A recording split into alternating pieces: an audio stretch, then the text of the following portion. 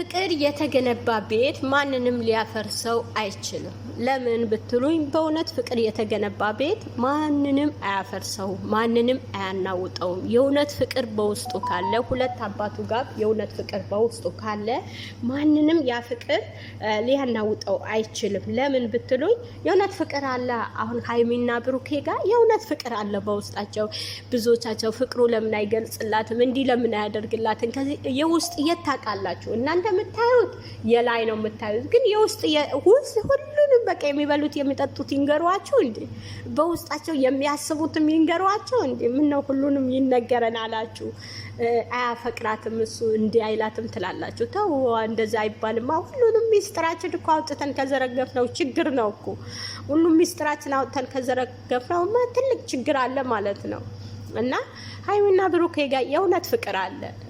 ውሸት እንደተወራ አይደለም፣ ሌሎቹ እንዳወሩት አይደለም። ሌሎቹ እነሱ ጋር በተግባር ነው የምታዩዋቸው። ሀይሚን ጋር ሆነ ብሩኬን ጋር ሆነ በተግባር እያያችሁት ነው። የእውነት ፍቅር ነው ያለ እነሱ ጋር። 4 ልጆቹ ተወልደውልን እናያቸው። ያብቃን፣ ፍቅራቸው አሁን ያብዛልን። እንደው ወንድማችን ፍፄ ከጎናቸው ሁሌም አለህ፣ እንዲሁ መከታ ሁሌም አለ። እናመሰግናለን። ሁላችሁም አንድነታቸው እየፈለጋችሁ አንድ እያደረጋችሁልን። የሰው ልጅ አይጋጭም አይደለም፣ የሰው ልጅ አይጣላም አይደለም።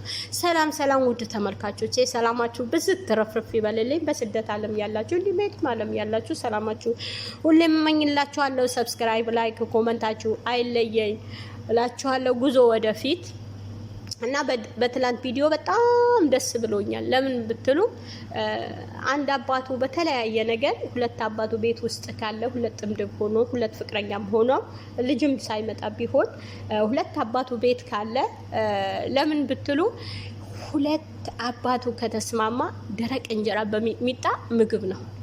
ለምን ብትሉ በቃ ያ ፍቅራቸው አለ፣ ጥሩ ፍቅር አለ፣ መልካም ነገር አለ። አሁን ሀይሚና ብሩኬ አሁን ተኝታለች፣ እሷ ቁርስ ሰርቶ አሁን አንዳንዶች ወንዶች አሉ የእውነት ከልባቸው ለሚስታቸው ለፍቅረኛቸው በቃ ተንቀጥቅጠው ከልባቸው የሚኖሩ አሉ።